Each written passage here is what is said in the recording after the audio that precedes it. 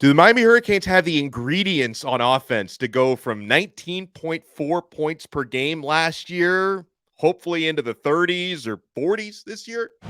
You are Locked On Canes, your daily podcast on the Miami Hurricanes, part of the Locked On Podcast Network, your team every day.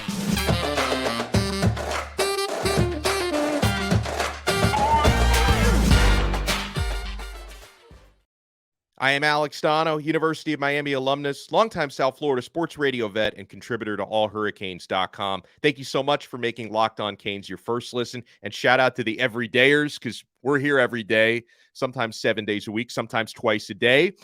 So heading into 2023, I think we can all agree Miami's offense needs to do better than 19.4 points per game. If you look back at that stat, it's not surprising you only won 5 games last year. To help us break it down, we're going to bring in our own QB1, former Miami Hurricanes starting quarterback Malik Rosier is with us. Malik, how you doing, sir? I'm doing great. In Tampa, actually was in Miami last weekend, so I actually got to finally get a session in with Emory. There's another guy named Dylan Risk, for the people that are Miami fans. His older brother, Ryan Risk, was a quarterback at the University of Miami, so his younger brother's going to Central Florida. So been able to, see those guys in person, which was really good. I was meaning to ask you, forgive me if I've asked you this before, but have you ever connected with Judd Anderson? Because he put something out the other day that he was at QB Country Atlanta. So It seems like everybody's all in that QB Country family. And we had Judd on the show last week, and just really impressive talking to him. Like, you'd never guess you're talking to a high school kid. Like, he's already got that maturity. Good. So I know the QB Country Atlanta guy. Really, really good. I know he spent some time. Actually, the year after I left Georgia, he went up and spent the year that Georgia won that championship. He went up there and met with Buster Faulkner, Todd Monken. So he's very well involved in the current college game. Really, really smart. He's a lefty, which is kind of weird and unique, especially from a quarterback standpoint. So he's actually a lefty, so he can easily teach lefties how to throw. So he's a really good guy, obviously knows a lot. So I think Judd's going to be in very good hands. And hopefully when he comes down here, he'll transition kind of like Emory did from, QB Country Atlanta to QB Country Florida, and vice versa. So on Miami's offense heading into 2023, Malik, let's start with the connections that the quarterbacks, Tyler Van Dyke as QB1, is going to have with his wide receivers, because it's a lot of the same receivers from last year, right? Until maybe Miami's going to add somebody, hopefully in the transfer portal. We'll see how much guys like Ray Joseph and Robbie Washington get to play this year. But it's a lot of the same guys from an inconsistent group last year, Malik. So how much do you think those wide receivers can benefit from Kevin Beard's coaching and from Shannon Dawson's offense? Can they dramatically improve a lot of the same guys just with a different environment? 100%.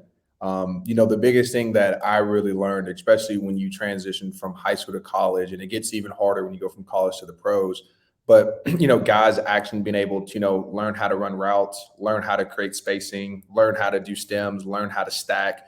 That's a lot of stuff that, if I'm a 4.5 40 high school kid, well, that's fast in high school. You come to college, 4.5 40 is just average. 4.2s, 4.3s is what is really blazing. So a lot of these kids, they're used to, using speed to create separation. You get to college and you got to learn how to stem. You got to understand what their leverage is. You got to understand what they're protecting. So now I know how to widen them and things like that. And that's something that KB is going to teach them, and which I think is going to really help them. And then obviously when you're talking about Dawson's offense, a lot of stuff that I saw was a lot of mesh concepts. I'm a huge fan, especially adding in mesh, because mesh is all teaching kids, coverage recognition. I got to know where the holes are, where the weaknesses are, especially if I'm thinking of, meshing in between a linebacker and a corner or two linebackers. Like, I got to know where their responsibilities are, so now I know kind of where to fit. And that comes into play with a lot of, like crossing routes, corner routes, when they understand, hey, do I keep it high or am I going to slowly flatten it? That really helps them, at least with the mesh concept, understand, coverage recognition, and then you can take that into all other concepts. So I really like a lot of stuff that he's doing. It's not like, hey, you're just going to run a slant. It's teaching them, hey, this is spacing. This is, the holes in certain coverage. This is where, you're going to find grass and settle down, because this is going to be one of the only open areas. So I really like the way that he's coaching them, to be honest. So coming out of the spring game, I'm curious as to what you made of the quarterbacks. Like, I thought Van Dyke looked fine in the spring game. I described him as being sharp. Jacurri Brown didn't have his best day. I think I'm being a little generous with that, but I did see him have better days in spring practice. So hopefully the spring game was an aberration for him. And then Emory Williams, the true freshman, who, you mentioned him a little bit earlier, another QB country guy. I thought he looked extremely poised and he looked really good in that spring game. Of course, he wasn't going up against a whole lot of first teamers. Anything else you want to add in what you saw from Miami's 3 quarterbacks in spring? Yeah, I thought they all had their, bright moments, and obviously everyone wasn't perfect. I would say the biggest thing for Tyler is just, staying consistent. The biggest thing that you'll see from this offense is that they'll definitely take their shots. They're not, I would say, as vertical as like a Lashley's offense, where it's not going to be a whole bunch of like goes and posts and switches and things like that. But it's going to be a lot of short and intermediate. And when you're a quarterback that, to me is trying to basically make everyone forget about last year, the easiest thing that an OC can do for me is find easy completable balls, whether it's slants, drags, digs, something in my face. The quick screens, which we saw, Jacoby George hit one of the quick screens, the tunnel screens out to the right. So those kind of passes to, one, get the connection between receivers used to catching easy catchable balls, and then you kind of progress more vertically, because then what happens is the more receptions the guys have, then the more confidence the quarterback will have. Okay, like I have 3 or 4 completions, and then you can start airing it out. So I would say from Tyler, just stay consistent. Don't get complacent or tired of taking the quick tunnel screens, quick slants, the balls out to the running backs. I know sometimes those are very simple passes. A lot of times, I know at least me, like I really love throwing the goes and the posts, but a lot of times you forget about the tight ends on the check down and the flats. I know that's one thing that at least with the new offensive coordinator, he really, really likes, integrating tight ends, running backs into the flats. You go back and watch the offense last year, and the running back, I'm pretty sure, was like 3rd in receptions. So the running back is really going to be involved. I know that's something that will really help Tyler, especially some of the backs that we have, especially some of the younger backs. Like I feel like, with Chris Johnson and, man, I know the other kid. I can't remember his name. Yeah, Fletcher. With those guys, me and Cam kind of talked about it before. And I asked Cam, I was like, what's easier for you to learn? Routes that hasn't changed since you were in middle school, because most of the time it's going to be like a swing, a flat, an arrow, something really simple, or learning a whole new protection. And he was like 100% protections. So if I know for me as a quarterback, hey, my back's going to free release a lot, now I can implement younger guys that can help me because they're not worried about pass pro. So I think there's going to be some newer guys, especially that come in the summer, that we're going to see starting to make some impact in the fall. And a lot of that's going to be the way that, coaches' offense is set up, and the ability for the backs to free release. But it does put more pressure on Tyler. We're joined here by former Miami Hurricanes starting quarterback Malik Rosier. I want to pick Malik's brain when we come back about what it's like for a quarterback going up against Lance Guidry's defense, and if he agrees on what we feel are the top needs inside the transfer portal. We're only getting started with QB1 here on Locked On Canes. Hey, are you looking for a delicious snack, but you don't want all the sugar and calories? You got to try the best tasting protein bar ever built. You got to try this. If you're like me, you want to make healthier snack choices, but you don't want to compromise on taste. I've got just the thing for you: Built Bars and Built Puffs. Built Bars are healthy and they taste amazing. Seriously, they taste so amazing. You won't think that they're good for you, but you got to try this. What makes Built Bars so good? Well, for starters, they're all covered in 100% real dark chocolate. That's right, real chocolate. And they come in unbelievable flavors like churro, brownie, peanut butter brownie, brownie batter puff, cookies and cream. I had a cookies and cream puff this morning. I'm not sure how Built does it, but these bars taste like a candy bar while maintaining amazing macros. What's even better is, they're healthy. Only 130 calories, just 4 grams of sugar, and a whopping 17 grams of protein. Now, you don't need to go and wait to get a box anymore. For years, we've been talking about ordering your Built Bars at Built.com. You can still do that, by the way, with our promo code LOCKEDON15 for 15% off. I just ordered a couple of boxes of the peanut butter puffs the other day. But you can also now get them at your local Walmart or Sam's Club. That's right. Head to your nearest Walmart today. If you're close to a Sam's Club, run in, grab a 13-bar box with hit flavors like brownie batter puff and churro. You can thank me later because I love me some Built Bars. Thank you so much for making Locked On Canes your first listen today. And for the everydayers, we're going to do a big-time recruiting rundown and visits rundown on tomorrow's episode, so you want to stay tuned for that. We're joined by former Miami Hurricanes starting quarterback Malik Rosier. So, Malik, I'm excited to see like the real debut of the Lance Guidry defense in Miami, because obviously in the spring game you're not, showing anything crazy. Because talking with Miami quarterbacks throughout spring, Van Dyke just talked about how Guidry's defensive looks can be really confusing to go up against. That's kind of one of his hallmarks. We saw what he did at Marshall against Notre Dame. He completely confounded them last year. So what do you think it's like as a quarterback going up against Guidry's D, and what makes that so challenging? Yeah, I'll say that there's two really good concepts that I think that he runs. So one is something that I would give, and I don't know how much he's watched Manny Diaz's defense, but at least Manny Diaz was really good at disguising. A lot of times, Manny was starting that too high look. Last minute, he would rotate.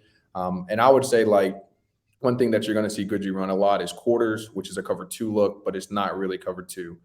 So the best way to explain quarters is kind of like a blanket zero. So instead of your 3 linebackers blitzing, your 3 linebackers are now underneath players. So let's say you have a tight end or a slot guy and they run 5 yards. Well, then your linebackers would cover them. If they run 10 to 15, now your safeties cover them, the linebackers fall off, and now they're kind of underneath players. The reason why that causes a lot of issues is because you kind of have double layering across the middle. Most of the time for a quarterback, it's a lot easier for me to hit a slant, for me to hit something, coming towards me. Most of the time in this quarters type look, you throw at the corners, you throw outside, which is why, I'm really happy that we're bringing in more corners. I know we just had the defensive back from Oklahoma come over, and that to me is huge because at least a lot of us are going to see most of the targets are going to be on the outside just because of the way we play it. You're basically going to be double teaming the tight end and the slot guy. You're going to high-low them with both your outside linebackers and both your safety. So I know at least the way that I would attack this defense is outside. But like I said, it makes it harder for quarterbacks because now it's a further throw. The accuracy goes down more. It's a higher or a lower percentage throw.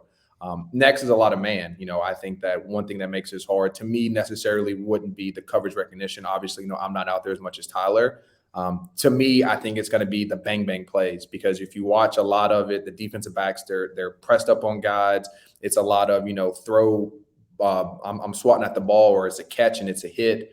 That to me, makes it to where even if the guy is one-on-one, the throws have to be perfect because if let's say I'm running an out route, if the ball is here on my inside, if it's zone, it can still be a completion. Or if it's quarters or man coverage, which is what Guidry likes, right here could be a pick 6. So now it makes the ball placement have to be on the front side because now I'm worried about someone always being on my defender. That makes it to where every throw is almost I don't want to say a high stakes throw, but it has a little bit of pressure because, if you miss left or right, there's going to be someone right there beside. And even if, he catches it, it could be a catch and a hit. So now it put pressures on the receiver saying, hey, I know as soon as I catch it now, there's an odd that I'm going to get hit by somebody. So that's really what I like about it is that it applies constant pressure. That's the reason why, I'm big on man. You talk about Georgia, Alabama, they're really good schools. That's what they run. And it has nothing to do with it. Someone has to do with, their players being more athletic. But to me, I feel like, I do with a lot of my young guys. Hey, if you guys, if we go 3 for 3, you guys each have 10 push-ups, or if you guys don't, I have 10 push-ups. So now we kind of put a little bit of wager on it, and you'll see guys that it's nice and easy and they catch it, and then you got a little pressure. Now they're starting to drop balls. They're looking at their hands. They get a little nervous. And that's the same kind of concept is, if I have a defender on my receiver's back, then it might put a little bit of, pressure, frustration on the quarterback because it's man, there's no easy throw. There's no just give me throws. And that's really what I think, Coach Guidry is trying to cut down on is those easy hitches, slants, making sure, you might be a catch, but you're going to get catch and a hit. It's going to be where you have to have really good ball placement. I think that's where, a lot of guys really get missed. That's where, I teach a lot of my quarterbacks, hey, you hit them on a slant, but if I'm right here on his backside and this man coverage, what is it probably? An incompletion. Okay, so it's not good enough. So that's kind of where, Coach Guidry's defense adds some, nuances and makes your quarterback be more accurate, which could be very annoying for a quarterback. That's a hell of a breakdown. And I like what you said about adding a lot of corners. Clearly, Miami looked at that as being a priority for depth, right? Because in the winter transfer portal window, they added Davonte Brown and Terry Roberts Jr. They have since added Jaden Davis, and they're still offering corners out there. So they're still trying to bring more. So I guess they still look at that as being a need. Malik, what do you feel about? Because I guess kind of the consensus, on Canes Twitter, and we talk a lot about it on the show. Everyone wants to bring in another wide receiver, like someone who can compete for a starting job on the outside. And everyone wants to bring in a big defensive tackle. Do you agree that those are big time priorities? 100%. I think you need to bring someone in the receiver room, and even if it's not a, 5-star big name guy, you need to bring someone that has a little bit of experience, that has really good hands, and that secondly is going to make sure that room gets better. Even if he becomes a second string guy, if he's someone that's consistent, that has good hands, those other guys that are kind of on the edge, that are kind of like, hey, he drops something, he catches something, they're going to have to make a decision saying, hey, I need to work exponentially harder to get here, or hey, they're about to bring in someone that's going to take my job. So that's why some of those positions I really like adding in transfer portal guys, just because it does kind of, light a fire under some of the younger guys. Maybe someone that is like comfortable with being second string, and now you bring in someone else, and maybe I bump down to third. So that's kind of where, I like this. And I definitely think at, defensive tackle, we need to as well.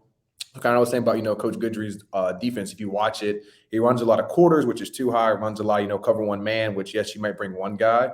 But a lot of times, he wants to create pressure with his front four guys. He'd rather, have guys more in coverage or having guys spying more than blitzing, which I'm a fan of, especially if you can create pressure with your front four. So I think, adding a defensive tackle, not necessarily because of lack of talent. I just think it's more lack of depth. I think with those guys rotating a lot, it'll really help. And that's one thing I saw at Georgia when they had Jalen Carter and JD Davis, was those guys, rotated all the time. You add Brinson in there. So the depth at the defensive tackle spot to keep those guys fresh, to make sure that when they're in there, they have that, really high motor, I think is really, really going to help them throughout this year. Let me put a bow on the offensive discussion. Let's go back to that side of the football. I mentioned that ugly stat everyone hates, 19.4 points per game last year. That takes the Bethune-Cookman game out of the equation. Other than Bethune-Cookman, 19.4 points per game, Malik. If the offense can stay somewhat healthy, can they score in the mid-30s this year? Like, can they get to a point where they're around 34, 35 points per game in your mind? Yeah, I really think that's going to have to do with the combination of what the kids' abilities are and what they're comfortable with. One thing that I've watched is that over the last couple of years, the offensive coordinator has done a really good job of being very flexible with his personnel grouping. So, like, sometimes, you'll see him run 3 tight ends. Sometimes, he might even run just 1 running back, 3 receivers, because he was down on some running backs some years ago. And so that's one thing that, I think it's really going to be predicated to, hey, like, what plays work for you guys? I definitely can see them, being able to score 30, 40 points. But I think a lot of the play callings, things like that, are just kind of dependent on, what strengths are these kids, what plays can these guys make, and I think it's going to be a more, how can I say this? I think they'll put up points, but I don't think it's going to be, at least the first couple games, it's not going to be in a very lavish, loud situation. Like, you're going to see a lot of quick game. You're probably going to see some bootleg. You're probably going to see some tunnel screens. Like, it's not going to be, these big post race digs. I think they're going to slowly build that in, but I do think at some point they can get there. But I'm very interested in how they come out the first couple weeks. I would say the first usually 1 to 2 weeks, a lot of the base offense, a lot of the foundation, especially people that were playing. So I think that if we can do a good job the first 2 weeks, especially versus Miami, Ohio, and Texas A&M, with having a really good base, a quick game, screen game, run game, small play actions, and then maybe 3 or 4 deep routes, I think from there they'll be able to put up 30. That was one thing that, at least when I was with Rick, we had certain plays, and I know, like, I don't know if you know who the OBB boys are, but I do. Yeah, I love those guys. Yeah, so they used to all the breakdown. They talk about, here he goes running sticks with the slant on the backside, or here he goes running the little slant. But it's like, we got really good at understanding, hey, these were at least a 10 to 15 plays that doesn't matter what coverage or who you are, like, we're better than you at these plays. And that's kind of what I think they need to do. So in case they get in a situation where, hey, what is our couple plays that we can rely on, they'll have that. I think that most of the big plays are very simple plays that you just execute very well. Like even the FSU touchdown to Darrell Langham, all that was a simple 4 verts. So everyone runs 4 verticals. It just happened to be in a big-time game, in a big-time situation, but there was nothing that really changed in between. So I feel like that's going to be a lot of it, is just how well they execute. I feel like it really shouldn't matter what he calls. And I think, yes, he'll do a good job of doing motions and shifts. And, I've seen sometimes we've had 2 tight ends on one side, and I think a lot of that will really help. But from a play calling standpoint, it's really going to be up to the receivers, tight ends, running backs, and quarterbacks to really do their job and win. Because I think he's going to put them in the right situation, but they got to go out there and make the plays. When we come back, got a couple questions from you guys for Malik Rosier, including how Malik thinks he would have done in Shannon Dawson's offense if he had had that opportunity. So keep it locked right here to Locked On Canes. Thank you so much for making Locked On Canes your first listen today. And to the everydayers, big recruiting breakdown coming up tomorrow. And if you really want to live like an everydayer, you should subscribe to our exclusive SMS texting service through Subtext. I'm including the link in the show description below. I don't have like an intern who sends out the messages. I do it all myself. No one wants to be my intern, believe me. I'm a tyrant. I do it all myself. So I do one-on-ones with you guys. I post like 5 to 10 messages per day to the entire group with recruiting scoops, Hurricanes football thoughts, show previews and notes, all that good stuff. So if you want to subscribe to our Subtext service, you can click the link in the show description below. And we got a couple questions for Malik through Subtext. We get this question from Matt, who says, hey, to Malik, if you could play in this new Miami offense, how do you think you would have done in an offense like this? And do you think your career might have been any different if you were playing in Shannon Dawson's air raid? Yeah, I don't know if my career would have been any different. I would just say there's a lot of stuff, at least now that I'm a quarterback coach and I go look back at, there was a lot of flaws that I had that it's like, man, I wish I would have known that now when I was younger. But I would say, I think there would have been a lot of I think we probably would have put up more points to a sense. There's one thing that you kind of hear the quarterbacks talking about is their ability, to get out of plays, do different checks. I have a lot of freedom in my offense. I would say, at least with Rick, I did have some freedom, but it was very limited. There was only certain situations or certain plays that I can check in and out of. And I would say that's like sending a guy out to war and saying, hey, you can only make these certain moves on a battlefield. And it's like, well, I'm kind of restricted. So obviously I really like what Rick did. I think that, there were some times, especially from Brad Kaya to myself, that he changed the offense specifically for, myself and Nkosi because we were a little more spread guys. But I'm definitely a huge fan of Dawson's offense. That's kind of where I came from. I actually ran the Tony Franklin system, which isn't the same offense, but very, very similar to a lot of finding grass. It's a lot of understanding concepts and understanding, defensive coverages. So I think these guys are going to have a lot of fun. I think I probably would have put up 3 or 4 more touchdowns. I even know that, I'm pretty sure the year we played, we missed a game, Arkansas State. Hurricanes? Yes, that's right. Yeah, that was from the Hurricane, and they're still mad about it. Like 6-7 years later. They wouldn't have beat us. But I think teams like that. I think with Rick, we probably would have put up 30-some points, but with the Dawson, we put up 50. And it's just because of the style that they run. Rick was a little more run heavy. I think this guy's pass heavy, but like I said, it's more like quick slants, tunnel screen. So it's still high completion throws, but if this guy makes one guy miss on a slant, it can go to the house. Same thing with kind of the run game, but a little different ideology of saying, hey, instead of me being a lot vertical passing, it's real short, intermediate, high completion throws, get the ball in out my quarterback's hand, which I really like because I feel like if you have good skill players around you, you're basically like a point guard just dishing and getting the ball in and out your hands. Every once in a while, you'll go for something longer, but to me, I think those are offenses that allows your quarterback to play at a very high efficiency rate and be really confident, which is really what you want. You want a quarterback that's throwing really high, getting the ball in and out of his hands. And you want a guy that's confident. So when he has, fit a ball and cover to a whole shot, he has the confidence to do that. We got a question on Subtext from Alex, and he even said he thinks he already knows the answer to this question, but you can elaborate on this, Malik. During your time at Miami, what was the best home atmosphere you played in? Well, I would say it was the best home atmosphere since the Orange Bowl in a game that you played in down here. Yeah, Notre Dame for sure. And then I would say number 2 was definitely Virginia Tech. Virginia Tech was a really good one, all black. That was for the ACC Coastal, so I thank everyone for coming out for that one. But for sure, Notre Dame. The one game I wish I would have went to so I could kind of compare because I heard it was really loud was the 2013 Miami versus Florida. I heard that game was really that was a good loud. one. Yeah, that game. But it was also, but the only thing about that was it was a noon game, so it was completely packed. But at 12 noon, people are just not going to have the same level of crazy that they do in a night game. Everyone was out till 6 a.m. the night before in Miami. Makes a lot of sense. But yeah, I heard from Chicolo and all those guys that because they played the year before me, they said that one was probably one of their favorite home games that they got to play in too. And then honestly, though, I would say one of the games that I would like to kind of compare, I don't think it was as big, but the 2014 Miami Florida State when they had Jameis Winston and all those guys, that game was had a little more garnet and gold than I would like. that game was packed out too. So I definitely remember that one. So those were a couple ones that I remember for sure. I think that Florida State one, I remember when I was leaving the game and I was doing, some stuff afterwards for the broadcast, and I'm walking through the parking lot and I see some dude in the parking lot punch another guy so hard they had to bring EMS and like put this guy on a stretcher. And then I'm like, oh, that's a Miami and a Florida State fan fighting. And I realized it was two Miami fans fighting. Like, I don't know, they were so, because Miami lost that game. They were like so pissed. It's Kane on Kane. It was two Miami Hurricanes. So some dude put another dude in the hospital. I'm like, man, that was hardcore.